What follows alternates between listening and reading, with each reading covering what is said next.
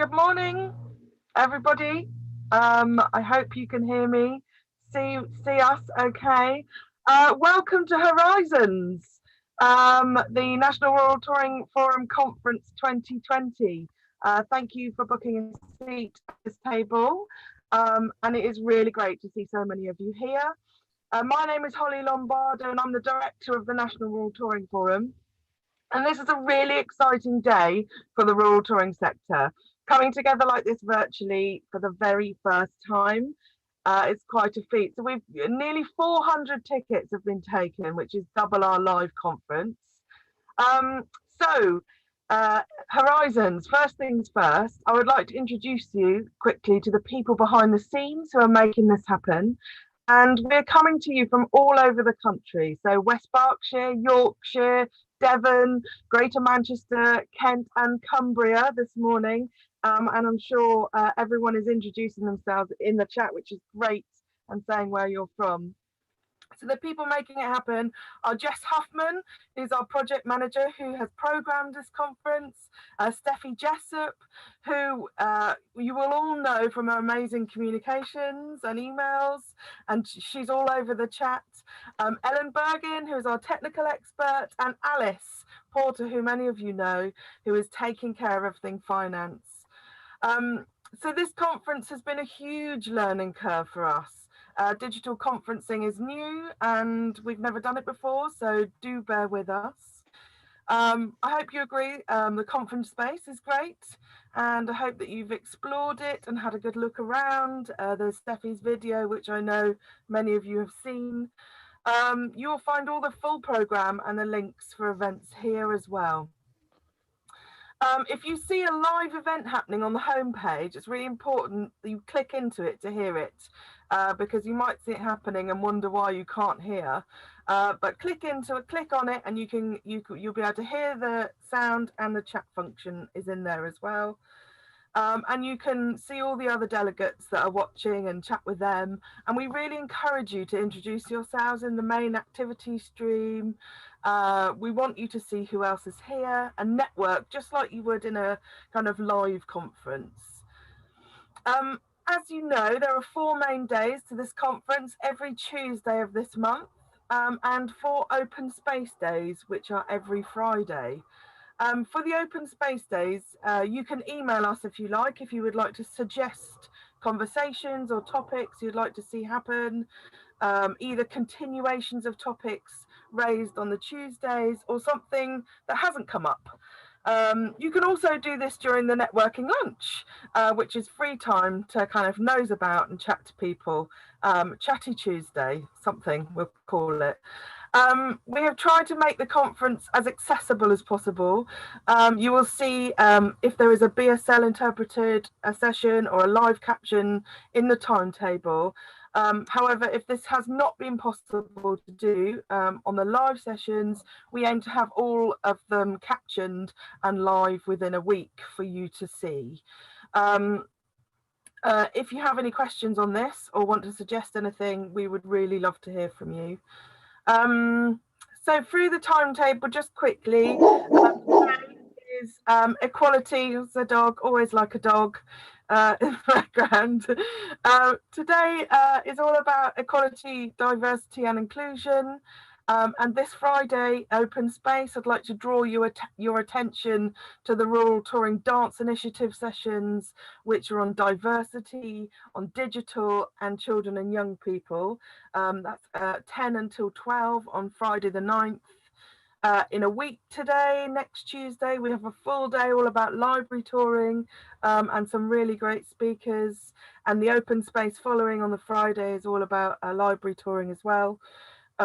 Tuesday the 20th is future proofing, a really important time for us to be talking about future proofing in this kind of new world we find ourselves in mid-pandemic.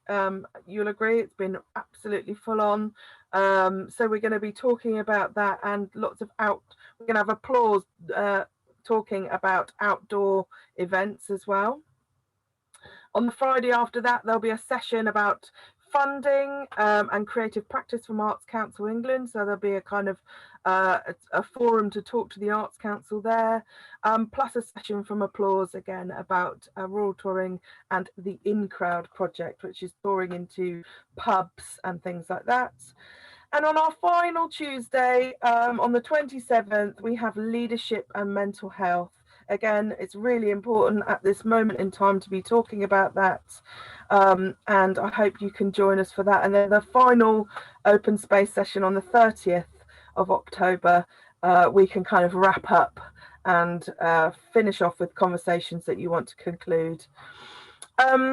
So, before I keep rambling on, this conference offers really inspiring talks, industry-led panel discussions, networking, performances. So rural tourers, you guys, us, we're very generous people. Be ready to share your resources, your stories, your ideas, and we hope that you leave this month feeling motivated, inspired, and above all, better connected. Thank you again for being here. I'm just going to hand over to Mr. Tom Speight, who is our chairman of the board. Thank you, Tom. Holly, thank you. Thank you so much. Indeed, my name is Tom Speight, and I am indeed the chair of the fabulous National Rural Touring Forum. So, things I've learnt from the 27,000 Zoom calls and meetings that I've been on since March. I like it when I can see people. Cats appearing often usually help too. Sometimes small children. Dogs can assist. That was my dog Hovis that we heard just a few minutes ago saying hello. But this, as he has demonstrated, they seem to show less self-awareness than cats.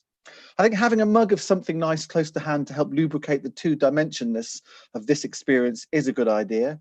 And treat the session as if you were in a live radio or television studio, i.e. no swearing, because even when you think you're on mute, because you won't be. And of course, it's fascinating to see where people choose to sit for these sessions. So NRTF and our conference is here to help you to make things happen, to help inspire, to help you learn stuff that you didn't know already, to help you share the stuff that you do know already. I think we're here to lead sometimes, to host the difficult conversations, as well as the nice ones. And definitely we exist to shout about rural touring on your behalf to anyone who will listen, as well as those who won't. And we're here to remind people what a joyous place the rural touring circuit can be, from the hall to the library, to the pub, to the school, to the great outdoors. Now, it's been great to witness some performances start again. I've been a rural touring promoter for 15 years now. My own beautiful 120-year-old village hall here in the village of Castle Carrick in North Cumbria, where I'm talking to you from now, has been a somewhat forlorn-looking, empty and echoing building now for over 6 months. We've taken the opportunity to do some much needed work on it, a new floor, some new electrics, shoring it up to stop it from falling down, and then sprucing up again for next year. Because there will be a next year, a next show, a next opportunity to bring people together, to have fun and to be enriched by what we all know rural touring can offer.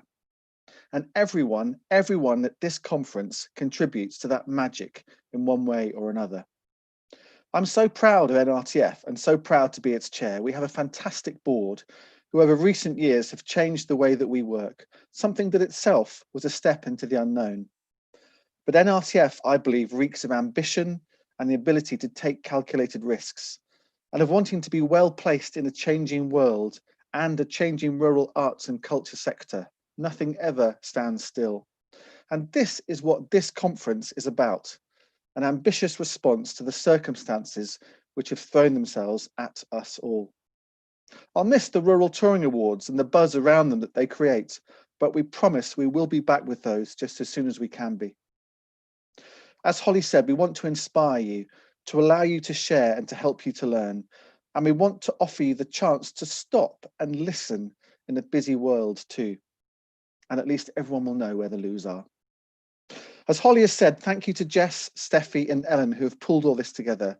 Thank you to all of the speakers to come. And thank you to NRTF's director, Holly, who has brought such energy and amazing creativity to her role. So to repeat her message again, rural tourers are generous of spirit, ready to share resources, stories and ideas. So let's scan the horizon and let that generous sharing begin. Back to you, Holly. Thank you, Tom. Let's get this going. I am delighted to introduce Dave Young, the Shouting Mute, who will now come in and read poetry for you. There will be a very short delay while we connect up. Thank you, everyone, and look forward to connecting soon. Thanks.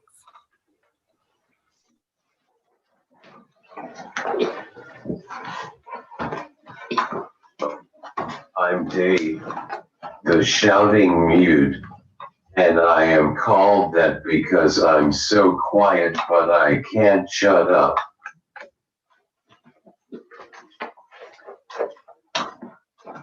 My first poem is called The Disabled White Man. It's a conversation that I've been having in my head for a while now, and it goes like this. I'm a white man from a middle-class family. Okay, a lower middle-class family, let's say. But that's where it starts to go wrong. I'm a wheelchair user. I'm a communication aid user. And that's where it starts to go right. I would have gone to uni. I would be working in a bank or a call center or the military by now. Loading the tumble dryer sounds more fun. Thank goodness I'm disabled. I don't have a boring, non-disabled life. Having loans to pay, having bills to pay, renting because I couldn't afford to buy. I expect that watching a game of chess is more fun. I'm much happier disabled. My only worry is managing staff and writing poems. I have more to say. Without a disability, I would just be a white man. A solid foundation of the establishment. The thing that we all work to change. I am only different because of my wheelchair and my robotic American twang. So let's have a rain check of who I am. Here are the facts. I'm a wheelchair user and a communication aid user. That is actually my mask. I am a white, straight, middle-class man. I own a house. I don't have anything to worry about other than how to care for myself. Is that really diverse? Or am I just a white guy in a mask? The next poem is called The Colors, and it goes like this.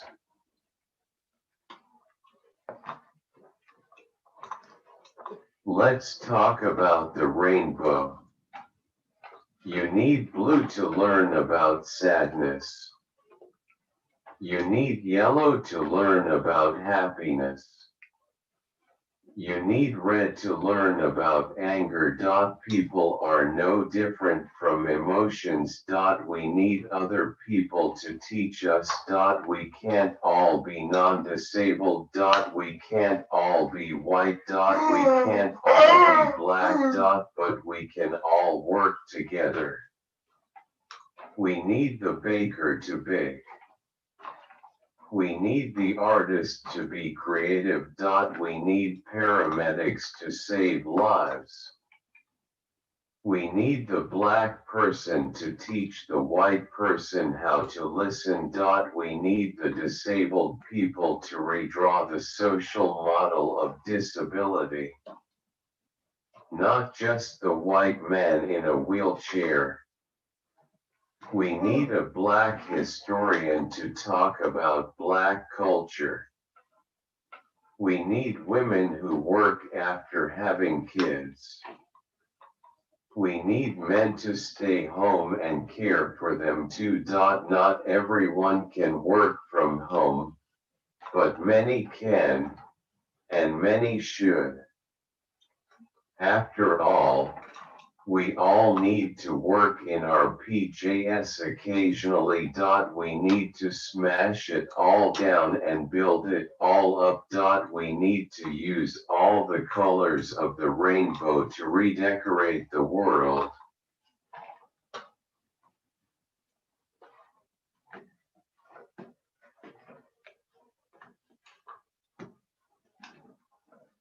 My last poem I'm going to share with you is called Diversity Can Save the World, and it goes like this.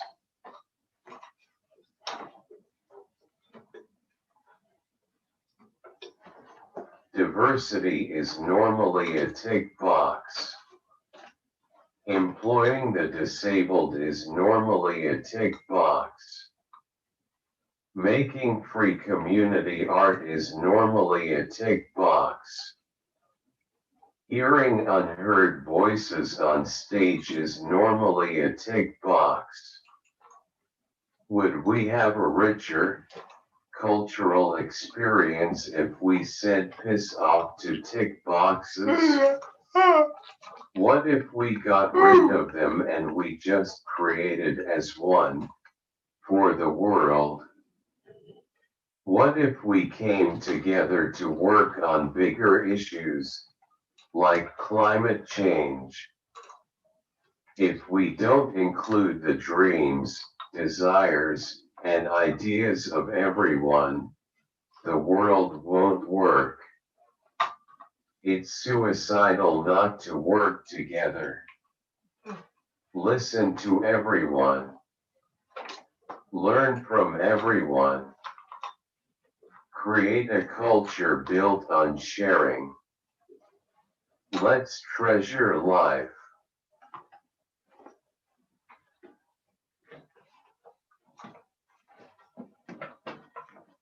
Thanks for having me, NRTF. I have been Dave the Shouting Mute. Have a great day.